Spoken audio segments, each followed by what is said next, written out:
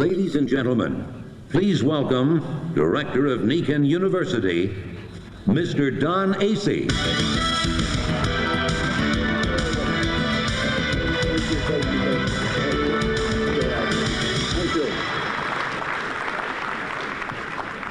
Thank you. Appreciate that very much. Thank you.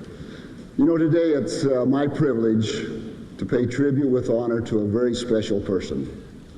This person met the founder of the company, Mr. Isamu Masuda, and CEO Tom Watanabe prior to the beginning of Nikken back in 1975. This person facilitated some of the trainings in the early years in Japan. And then when Mr. Tom Watanabe brought Nikken here to North America in 1989, he was instrumental in setting up many of the training programs for North America. He later became the sales and training manager, next the vice president of sales, and then later the senior vice president of sales. Mr. Watanabe used to say he gave him that title because he got a little older. He now is serves as Nikken's world ambassador. You know, all of these corporate titles are impressive and tell something of the man. But I'd like to tell you what I know about my friend and your friend, Mr. Larry Proffit. Thank you. You know, much of Larry's success with Nikken has been his ability to share Mr. Masuda's heart message with really consultants all over the world. He truly exemplifies, you know, Nikken's motto, humans being more. And because of this, he has had a profound impact on Nikken and especially on the training programs. His pioneering spirit, his courage, his integrity are all an inspiration to all of us who have had an opportunity to work with him. He is a stellar trainer, a motivator extraordinaire, and he continues to form a bond of solid relationship between Nikken and the field. And because of the way he lives his life, he's able to give of himself and has the love and respect, I feel, of wellness consultants all over the world. He has not only taught leadership, but he has been a strong leader. He's had that ability to be firm when necessary, but always with a spirit of genuine caring. Because of his professionalism, Larry has become known as the teacher and the trainer of Nikken. He has earned the title because he believes what he teaches and lives what he teaches. Now, some of you and many of you are aware that when Larry speaks, he sometimes touches this little spot right here. You know, he's so tender-hearted that there's often tears that come to his eyes right close there, and he's been able to program himself by touching this little spot to stop the tears. Larry is truly a very tender-hearted and caring person, and I think we all appreciate that. Now, they say behind every good man is equally a good woman, and this is certainly true with Pat. You know, Larry and Pat have been married for over 40 years now, okay? And it's obvious that the marriage has been very successful. Yeah, give them a hand. That 40 years of this is going to count.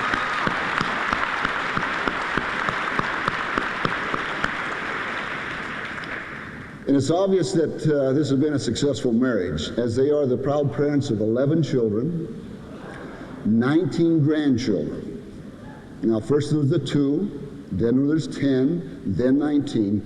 He really lives what he teaches. That's true multi-level marketing. I know without any doubt that Larry could not have accomplished what he has accomplished without the love and support of Pat and his family. Indeed, this may be life's greatest success. You know, I've known Larry for over 40 years. We met when we were just 19 years old, and we've worked together for many of these years in various situations, various opportunities. And over all this time, I have never met a more positive and focused individual in my life.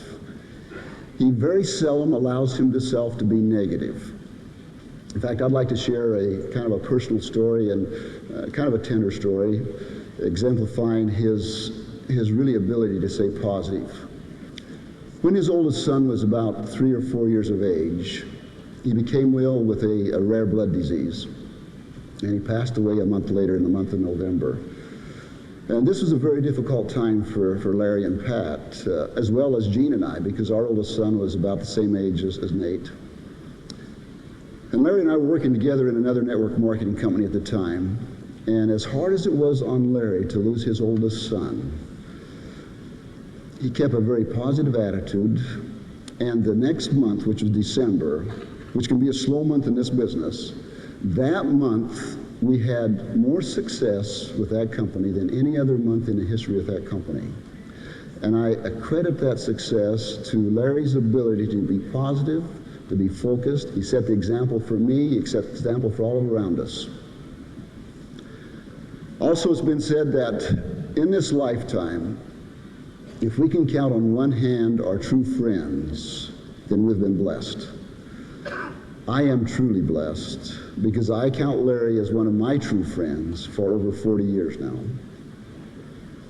At this time, I'd like to have the CEO of our company, Mr. Tom Watanabe, and the president of our company and COO, Kendall Cho, come out and present to Larry Nikken's Lifetime Achievement Award to my friend and your friend, Mr. Larry Proffit. Give him a hand.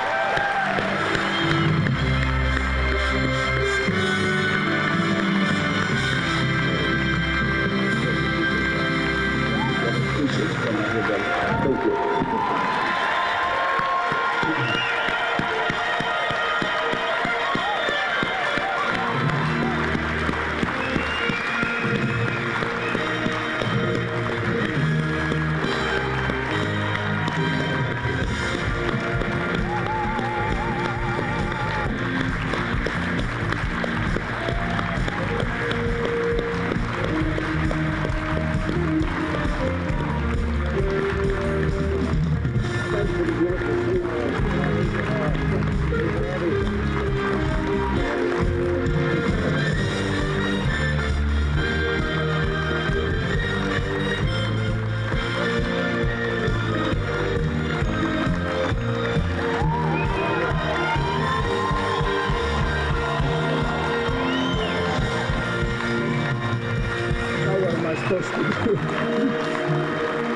Wow. Thanks, guys. Wow, what a moment. Moments like this, though, remind me of recognizing angels in our life. I remember one Nikken distributor, particular moment where I thought I was pretty good. We told Beverly Pepin, Larry Proffit's not as loved as he thinks he is. So although I recognize and appreciate very much this award, I know that it represents more of the position that I've been in rather than who I am. And so I appreciate that. Let me tell you one thing. I know I couldn't have this without my good wife. So could she come up here?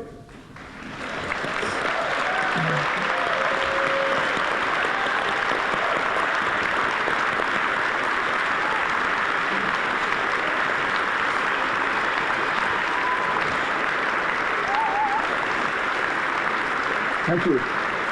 Appreciate it.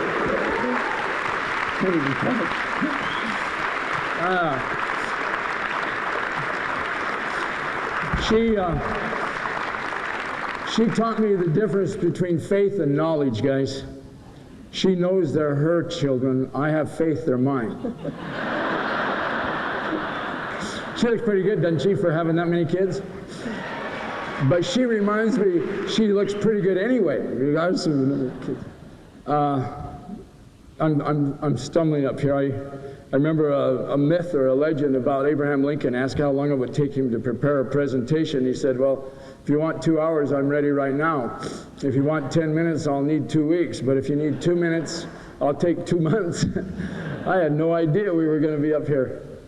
The thing that I would like just to share with you, though, is there's so many thoughts that are running through my mind. A friend of mine, I like to consider him a friend. I rode over with him to the party yesterday, Bob Proctor, has unpublished manuscripts of a fellow that had tremendous motivation for me by the name of Dr. Sterling W. Sill, who made a statement years ago, and I've been using it for the last 35 years. He said, there are 3 things that motivate people. And then he names them. One of them is money, and then he talks about how money is a tool that people can use to build things. Then he says the second thing is people. It's like I was thinking of the person that told Kendall Cho, "You'll never make it."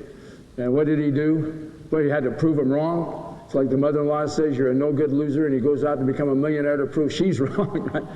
But it's also when you've got a wife and you got the kids, and you got as Dave is so fond of quoting, when you've got 10 kids, it takes a lot of money just to live in poverty.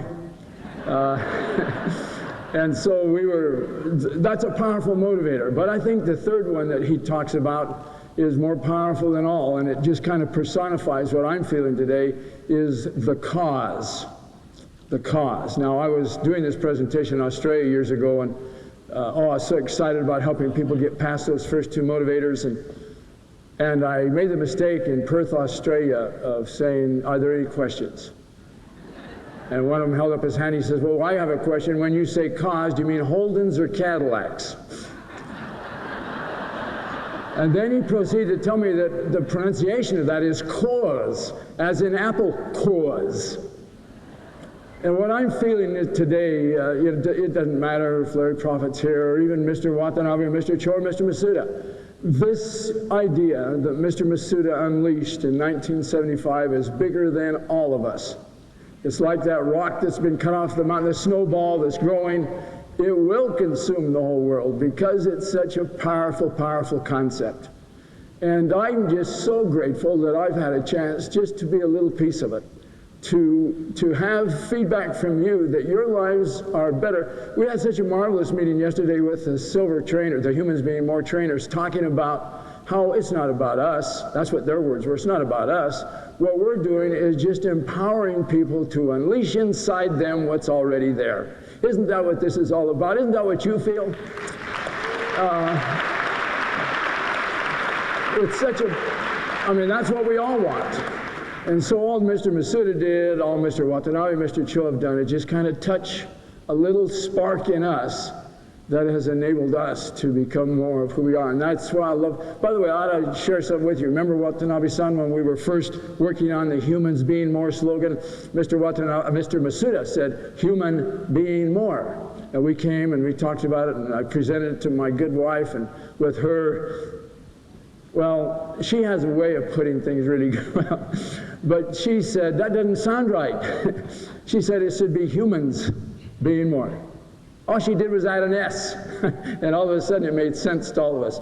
She's had a powerful impact on you people, whether you recognize it or not. And because she's had an impact on me, I know she's had an impact on Mr. Masuda, just because of who she is. And I've learned that there's another thing.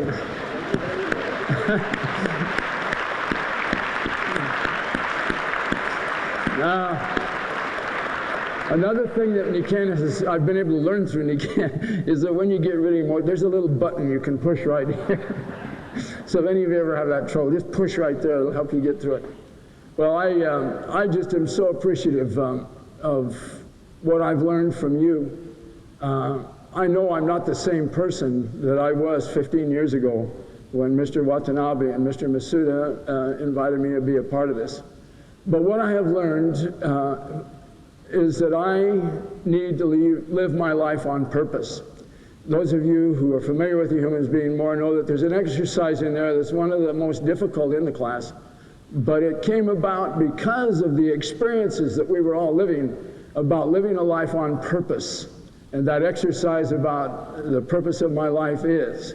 And I just want to share with you it took me 7 years to do it with her constantly. Why do you want to do that? Why do you want to do that? What's that for? And the purpose of my life is to experience the joy and sense of fulfillment that comes from helping myself and others actualize their potential. Thanks for being a part of my purpose. I look at you and I look at these royal diamonds here, and it's funny, Pat was saying last night, isn't it nice to be with good friends? You folks have become some of our very, very best friends that we've ever had. And I know it's because, Don Asay has quoted this many times from a course we went through years ago, when a missionary was being transferred after 15 years in South Dakota from an Indian reservation to another place. And they were giving him gifts, and one of the little old ladies brought him, Indian ladies brought him a little needlepoint that she had done because she didn't have enough money for a gift. And the needlepoint said, "I like me best when I'm with you." That's how I feel today. Thanks so much. Appreciate it. Thank you, sir. Thank you, Larry. Thank you, Larry. There you go.